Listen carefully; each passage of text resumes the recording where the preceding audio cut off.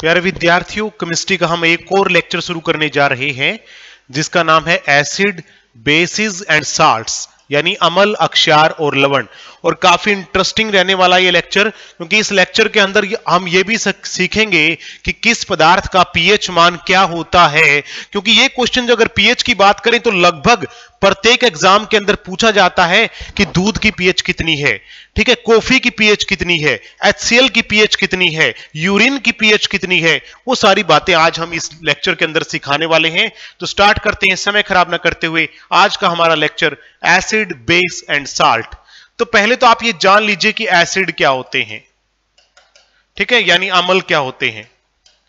दूसरी तरफ हम इनमें कंपेयर ही कर देते हैं, बेस यानी अक्षार क्या होते हैं। तो दोनों में डिफरेंस कर लेते हैं ताकि हमें अच्छे से पता लग जाए। एसिड क्या होता है? दे आर सोर इन टेस्ट।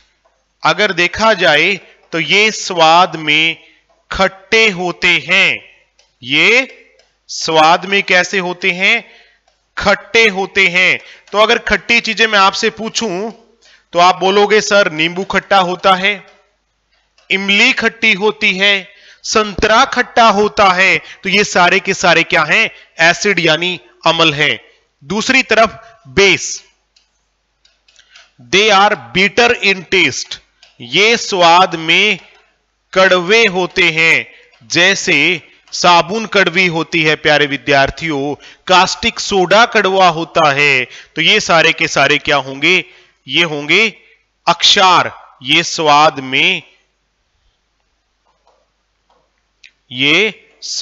में कड़वे होते हैं।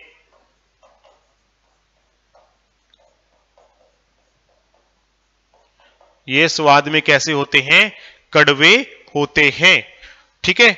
उसके बाद प्यारे विद्यार्थियों ये क्या करते हैं? दूसरा एक्सपेरिमेंट, क्योंकि देखिए हर चीज को हम चख के थोड़ी ना बता सकते हैं कि अम्ल है या अक्षार है। अगर चखेंगे तो ऐसी कुछ चीजें हैं, अगर उनको चखेंगे तो हमारी जान पर भी बन सकती है, जैसे एसिड, तेजाब जिसको हम बोलते हैं, चख तो नहीं सकते। तो उसका दूसरा तरीका है कि ये क्या कर देते हैं? ये नीले लिटमस को लाल कर देते हैं। नीले लिटमस, इसका भी मैं आपको एक ट्रिक बताऊंगा। नीले लिटमस पत्थर को लाल कर देते हैं। नीले लिटमस पत्थर को क्या कर देते हैं? लाल कर देते हैं। They turn blue litmus into red. They turn blue litmus into red. Blue litmus into red. ये नीले लिटमस पेपर को रेड कर देते हैं और ये क्या करते हैं? ये लाल को नीला कर देंगे। ये नीले को लाल, ये अब इसमें भी बच्चे भूल जाते हैं कि सर कौन सा लाल को नीला करता है, एसिड क्या करता है, लाल को नीला या नीले को लाल। तो उसके लिए चिंता मत कीजिए, मैं हूं ना। ये लाल लिटमस पत्थर को नीला कर देते हैं, नीला कर देते हैं। कौन क्या करेगा उसके लिए मैं आपको एक छोटी सी ट्रिक दे दूंगा, फिर आप भूलोगे नहीं। They turn red litmus into blue. Red litmus into blue, ठीक है। अब आप कहोगे कि सर इसको याद कैसे रखें? अभी मैं बताता हूं आपको कैसे इसको याद रखना है।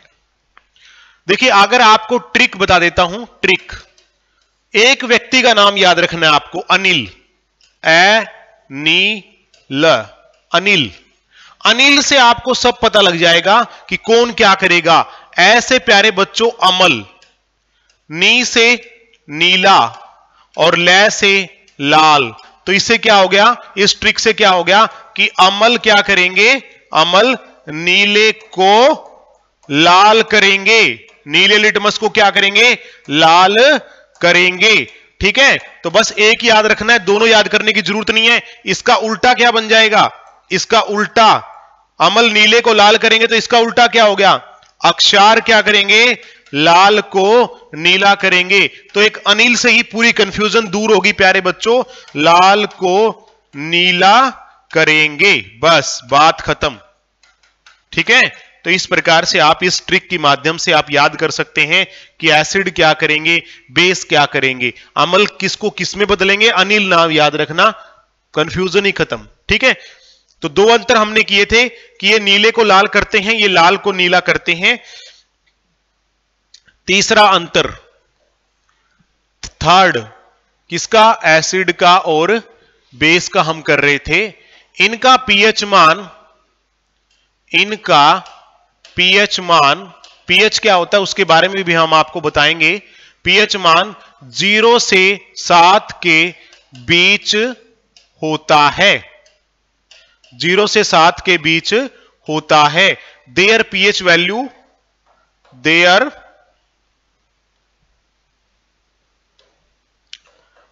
pH value is in between 0 to 7 और इनमें क्या होगा, इनका pH मान 7 से 14 होता है, 7 से 14 होता है। देयर pH value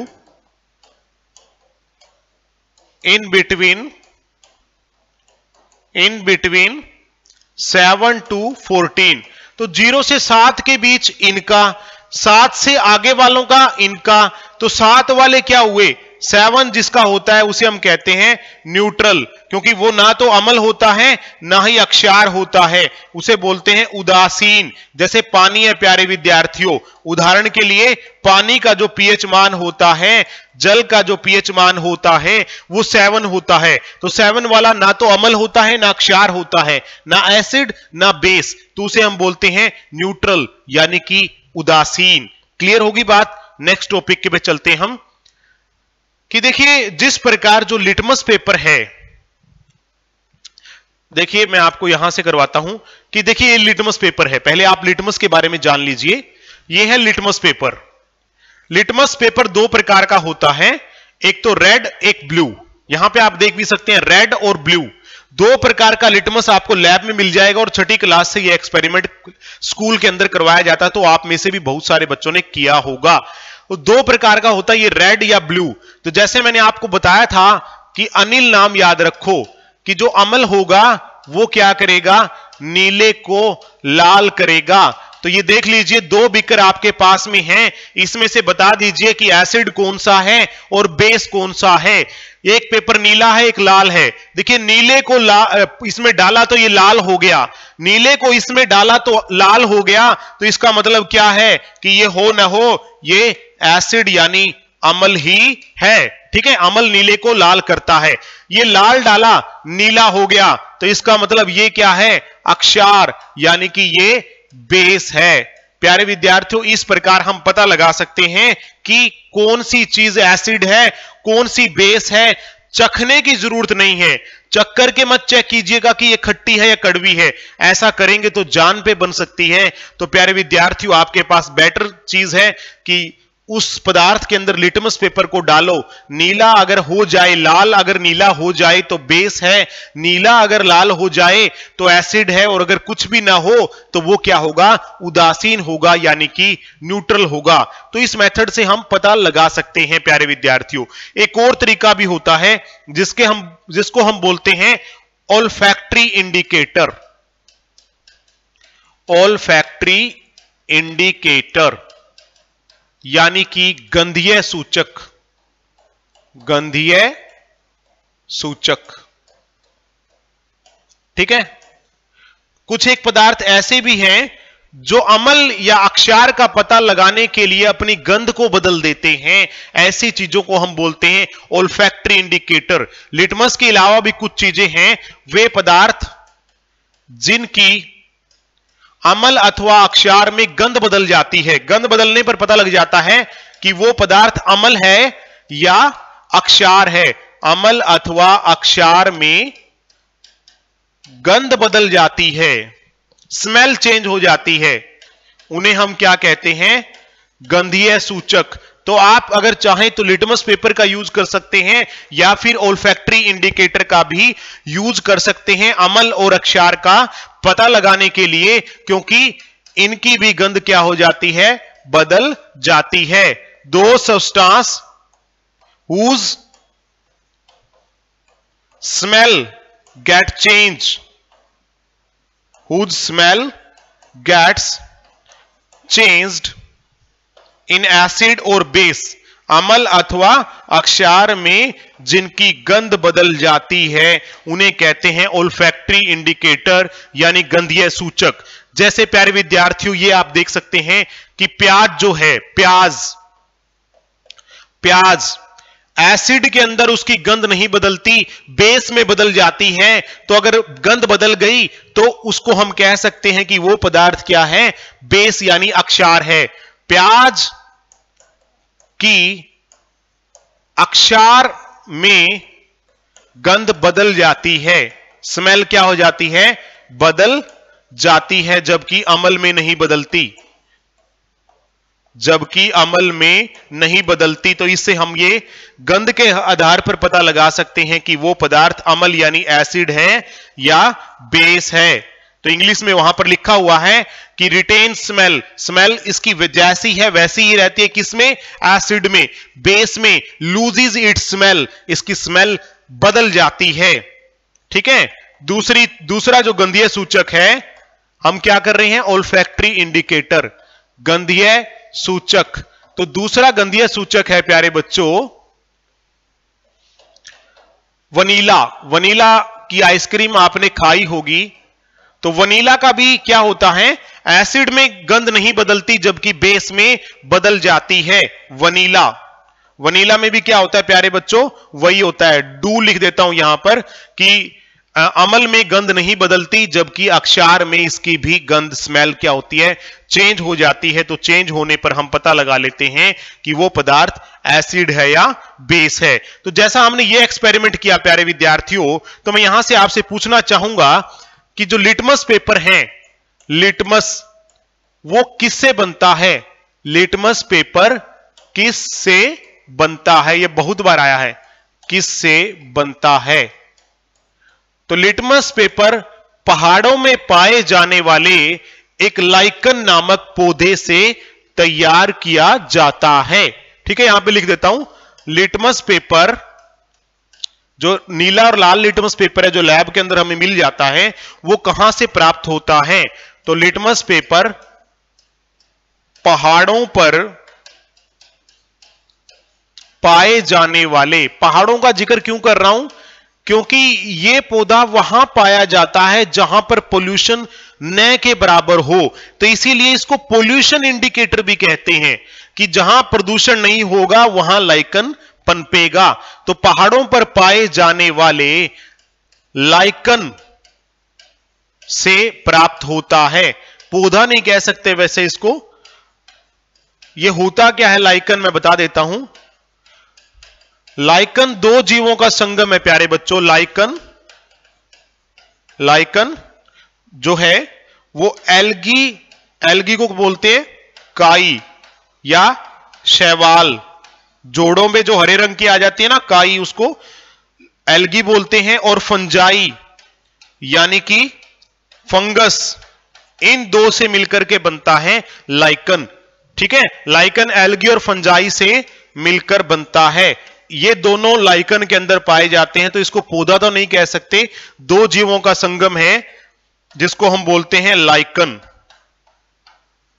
और ये ऐसा जीव है, पौधा बोल लीजिए या एल्गी और फंजाई का संगम बोल लीजिए, जिसमें दो अलग अलग जीव एक साथ रहते हैं। ठीक है, दो अलग अलग जो कह सकते हैं एल्गी और फंजाई एक साथ रहते हैं और दोनों एक दूसरे को फायदा पहुंचाते हैं। इसीलिए लाइकन पौधे में क्या पाया जाता है प्यारे बच्चों, म्यूचुअलिज्म पाया जाता है। म्यूचुअलिज्म, दोनों को फायदा, दोनों को फायदा। तो प्यारे विद्यार्थियों मैं पौधा बोल देता हूं इसको, वैसे पौधा नहीं होता ये।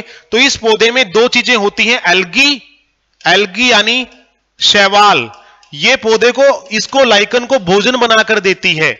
ये लाइकन को, या फफूंदी होती है इसके साथ में, तो ये फफूंदी को भोजन बनाकर देती है। दो चीजों से मिलकर बना हुआ ना, एल्गी और फंगस यानी शैवाल और फफूंदी, ये फफूंदी को क्या देती है? भोजन बनाकर देती है, भोजन बनाकर देती है। तो बड़ा ही खूबसूरत जीव है लाइकन, क्योंकि इसमें दो अलग अलग जीव पाए जाते हैं, एल्गी और दूसरे नंबर पर क्या पाया जाता है? फंजाई, यानी कि फंगस। फंगस क्या करती है? ये शैवाल को, ये शैवाल, शैवाल यानी एल्गी को, ये शैवाल यानी एल्गी को किससे बचाती है? एल्गी को सूक्ष्म जीवों से बचाती है तथा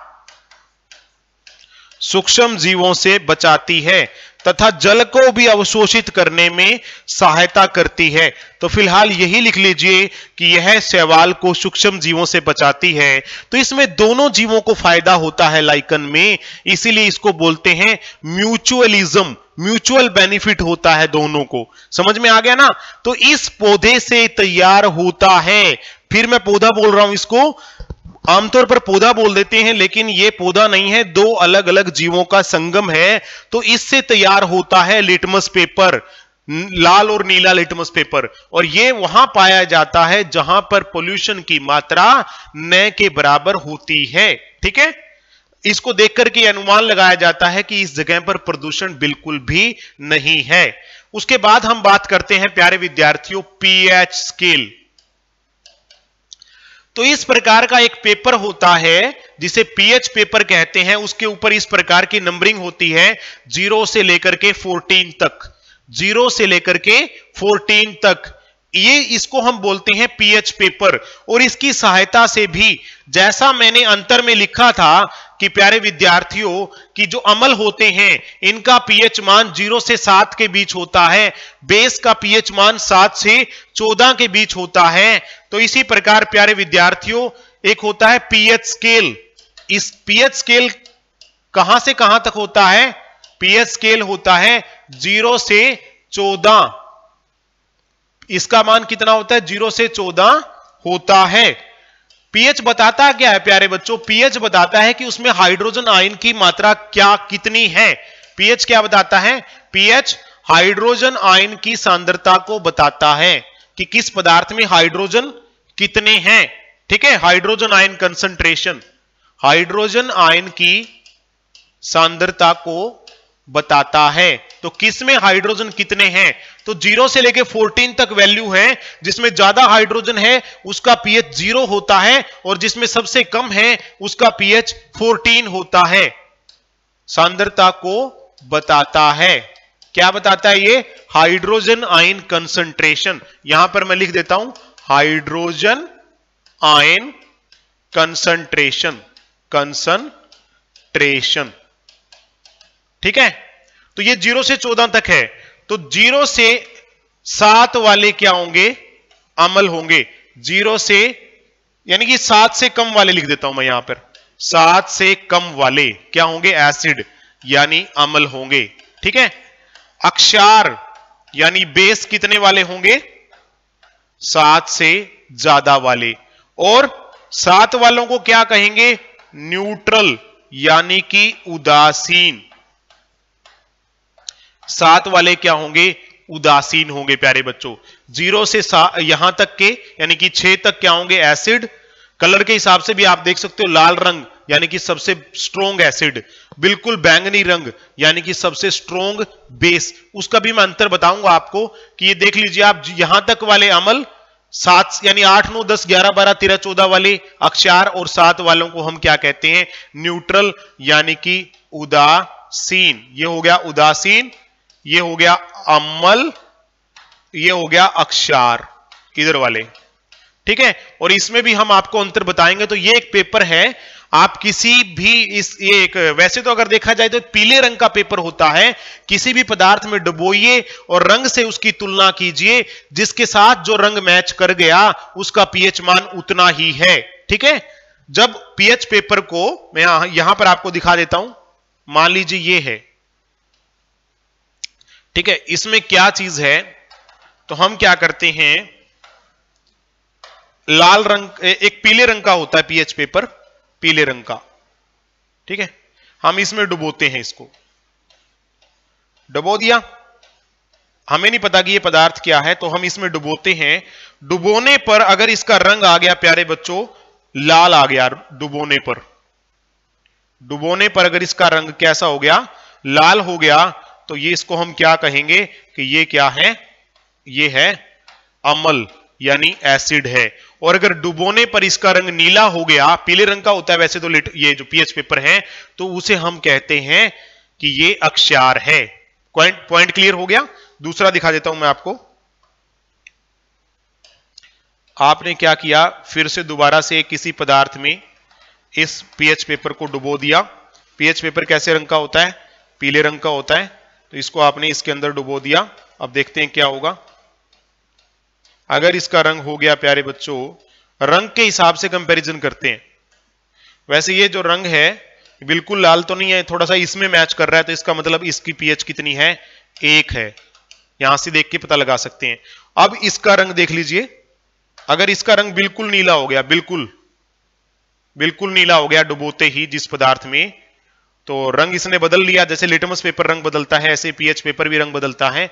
तो ये लगभग इससे मैच खा रहा है, तो इसका पीएच कितना है, 11 है। पीएच कितना है इसका, 11 है। और ये भी क्या है, अक्षार है, क्योंकि 8 से सारे के सारे आगे वाले क्या हो जाते हैं, अक्षार हो जाते हैं प्यारे विद्यार्थियों। तो इस प्रकार हम पता लगा सकते हैं कि किसकी पीएच कितनी है। अगर वैल्यू इधर आए, इस साइड आए तो अम्ल, उस साइड आए तो अक्षार यानी बेस, और बीच वाले क्या होंगे, न्यूट्रल यानी कि उदासीन। तो इस प्रकार से हम कैलकुलेशन करते हैं। अब क्या होता है,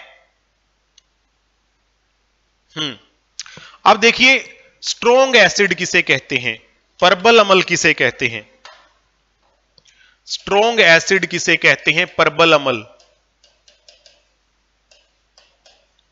प्रबल अम्ल। तो देखिए जो 0 के जितना पास होगा, यानी 0 से लेकर के लगभग 3 पीएच तक हम क्या कहेंगे, प्रबल अम्ल। ठीक है। और उसके बाद वीक एसिड किसे कहेंगे प्यारे बच्चों,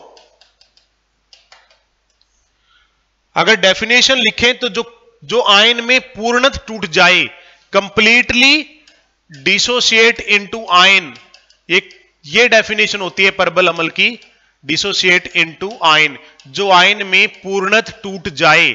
फिलहाल आप ये भी लिख सकते हैं कि 0 से 3 पीएच तक वीक एसिड यानी दुर्बल अम्ल, जो आयन के अंदर कंप्लीटली न टूटे, यानी कि 4 से लेके 6 पीएच तक वाले क्या कहलाते हैं, दुर्बल अम्ल। उदासीन कितने वाले कहलाते हैं, न्यूट्रल कहलाते हैं प्यारे बच्चों, न्यूट्रल कहलाते हैं 7 पीएच वाले, जिसकी पीएच 7 होती है। उसके बाद आ जाते हैं वीक बेस, दुर्बल अक्षार। तो ये लगभग क्या होते हैं, 8 से 11 पीएच तक, 8 से 11 पीएच तक। उसके बाद आते हैं स्ट्रोंग बेस, यानी कि प्रबल अक्षार, और ये होते हैं 12 से लेके 14 पीएच तक। तो इस प्रकार आप मैंने रैंडमली आपको बता दिया, ये किस में टूटते हैं, कंप्लीटली जो कौन से आयन में टूट जाएं, हाइड्रोजन आयन में। यहां पे लिख देता हूं, कंप्लीटली हाइड्रोजन आयन में टूट जाएं। और जो न टूटे हाइड्रोजन आयन में कंप्लीटली न टूटे, ठीक है, तो वो क्या होंगे, वीक एसिड। ठीक है। ये वीक बेस क्या होंगे, जो OH आयन में, हाइड्रोक्साइड बोलते हैं OH को, आयन में, OH का मतलब क्या होता है, हाइड्रो ऑक्साइड, यहां लिख भी देता हूं मैं, जो OH आयन में कंप्लीटली न टूटे, और ये क्या है, टूट जाएं। ठीक है, टूट जाएं। ठीक है।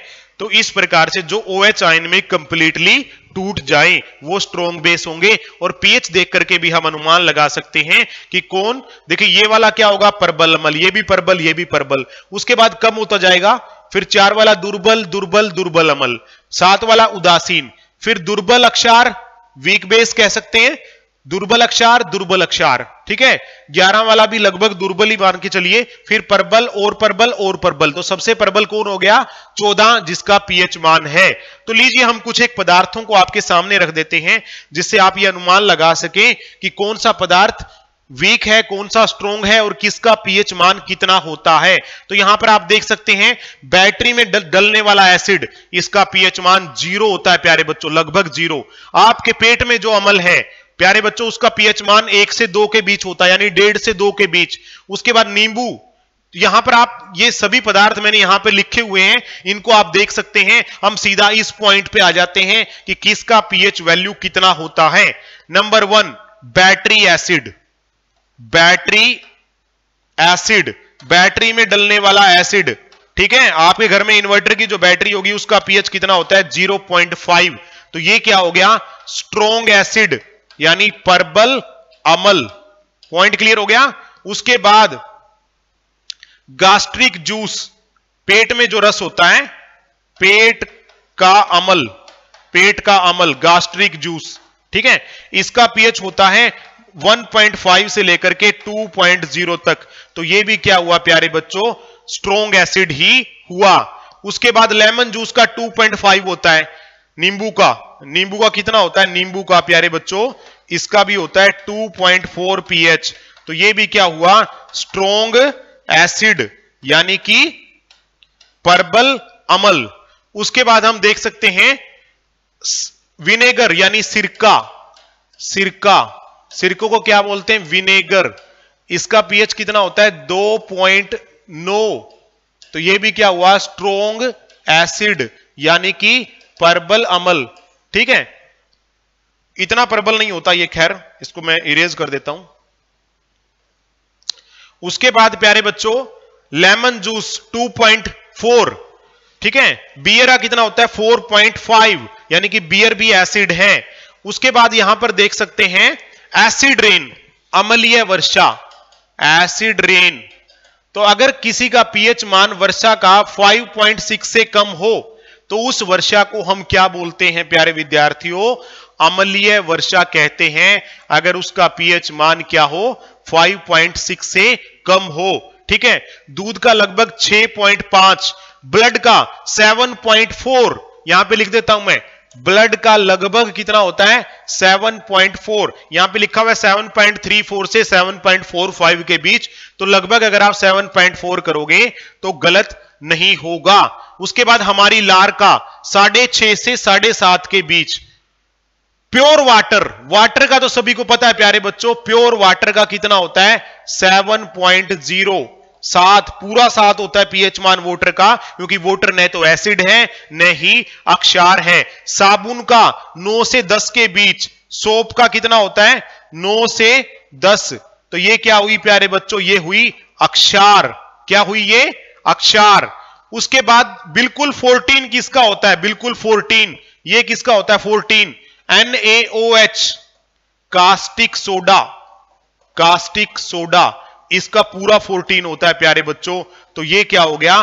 परबल अक्षार, यानी कि स्ट्रॉन्ग बेस।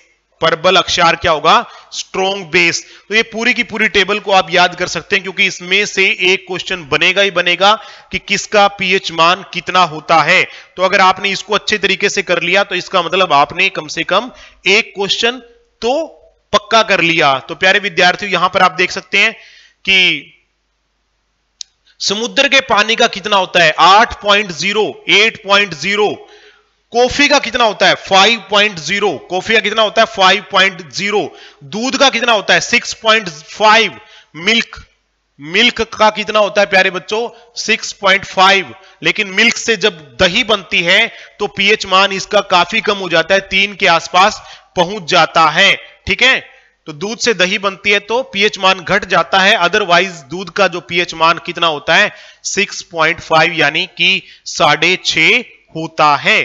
तो इस प्रकार अगर आप देखेंगे पीएच मान को तो बड़ी आसानी से आप सभी के पीएच वैल्यू को याद कर पाएंगे और यह भी पता लगा पाएंगे कि कौन से स्ट्रॉन्ग एसिड हैं जो इस एरिया में आएंगे। लाल में वो स्ट्रॉन्ग एसिड यानी परबल अम्ल है, जो नीले में आएंगे वो परबल अक्षार हैं यानी स्ट्रॉन्ग बेस, जो पीले में आएंगे वो वीक एसिड हैं यानी कि दुर्बल अम्ल, जो यहां पर आएंगे प्यारे विद्यार्थियों हरे में और नीले में, तो वो क्या है प्यारे बच्चों, वो है वीक बेस यानी कि दुर्बल अक्षार। तो इस प्रकार आप एसिड और बेस की कहानी को समझ सकते हैं। उसके बाद हम अगले चैप्टर में डिस्कस करेंगे साल्ट्स क्या होते हैं, न्यूट्रलाइजेशन रिएक्शन क्या होती है, प्लास्टर ऑफ पेरिस क्या होता है, ब्लीचिंग पाउडर क्या होता है, बेकिंग पाउडर क्या होता है। इस प्रकार के क्वेश्चन बहुत बार पेपर में आते हैं, अनेकों बार तो हरियाणा स्टाफ सिलेक्शन कमीशन ने पूछे हैं, एसएससी में भी अनेकों बार आए हैं, तो उनका जिक्र अगले लेक्चर में करेंगे। आज के लिए इतना ही। Thank you very much. जय हिंद।